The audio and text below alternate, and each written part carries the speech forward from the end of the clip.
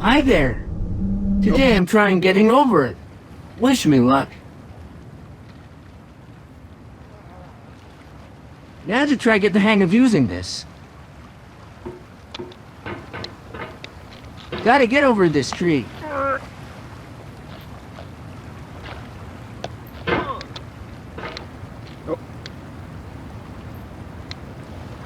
This isn't easy. There's no feeling more intense than starting over. If you deleted your homework the day before it was due, as I have, or if you left your wallet at Damn it. and you have to go back after spending an hour in the commute. If you won some money at the casino and then put all your winnings on red but it came up black.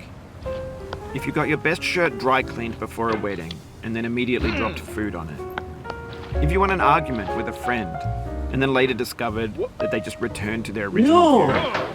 Starting over is harder than starting up. If you're not ready for that, like if you've already had a bad day, then what you're about to go through might be too much. Feel free to go away and come back. I'll be here. Darn it. Alright, thanks for coming with me on this trip. I'll understand if you have to take a break at any point. Just find a safe place to stop and quit the game.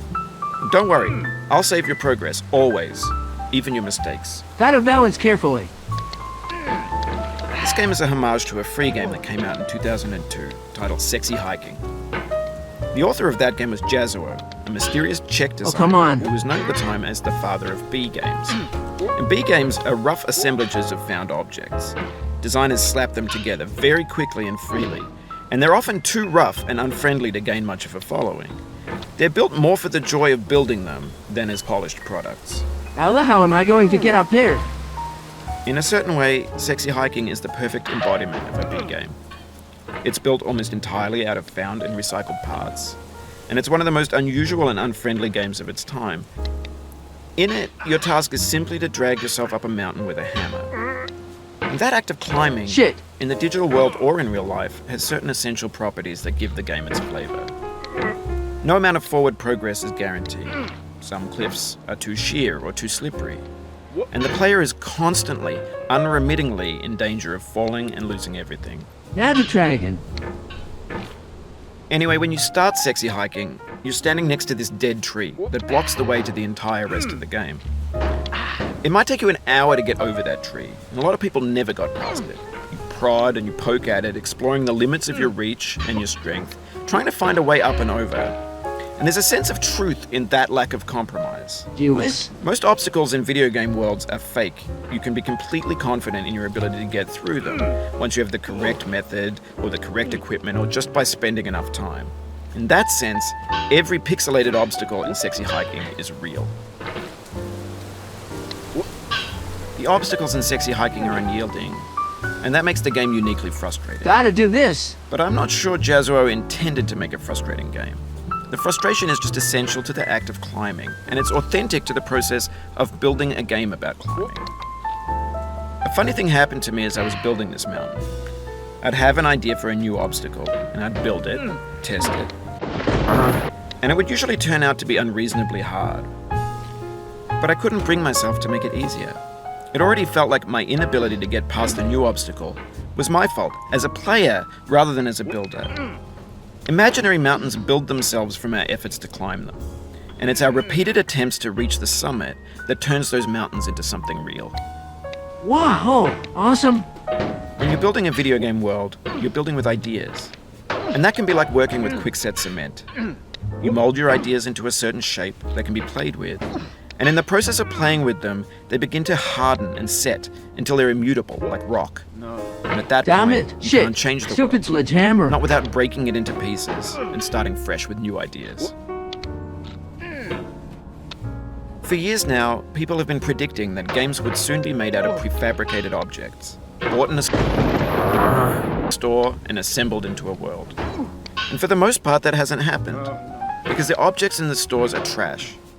I don't mean they look bad or that they're badly made, although a lot of them are. I mean they're trash in the way that food becomes trash as soon as you put it in the sink. Things are made to be consumed and used in a certain context, and once the moment is gone, they transform into garbage. In the context of technology, those moments pass by in seconds. Level parts are much easier. Over time, we've poured more and more refuse into this vast digital landfill that we call the internet. It now vastly outnumbers and outweighs the things that are fresh and untainted and unused. When everything around us is cultural trash, trash becomes the new medium, the lingua franca of the digital age. And you can build culture out of trash. But only trash culture. B games, B movies, B music, B philosophy. Going slower for now. Maybe this is what digital culture is. A monstrous mountain of trash, the ash heap of creativity's fountain. A landfill with everything we ever thought of in it. Grand, infinite, and unsorted. Shit, damn it. There's 3D models of breakfast, Gen X's fanfic novels, Scan magazines, green screen Shia LaBeouf, banned snuff scenes on LiveLeak. Facebook's got lifelike bots with unbranded adverts and candid shots of Kanye and Taylor Swift mashups, car crash epic failed GIFs, Russian dashcam vids, discussions of McRibs, discarded, forgotten, unrecycled, muddled, rotten, untitled. Hanging on. Everything's fresh for about 6 seconds, until some newer thing beckons, and we hit refresh. And there's years of persevering, disappearing into the pile, out of style, out of sight. Gotta do this. In this context, it's tempting to make friendly content that's gentle, that lets you churn through it but not earn it. Why make something demanding if it just gets piled up in the landfill, filed in with the bland things? Oh shit, no. Damn it. Damn this game. Oh, you just lost a lot of progress. Damn it. That's shit, a deep damn. frustration.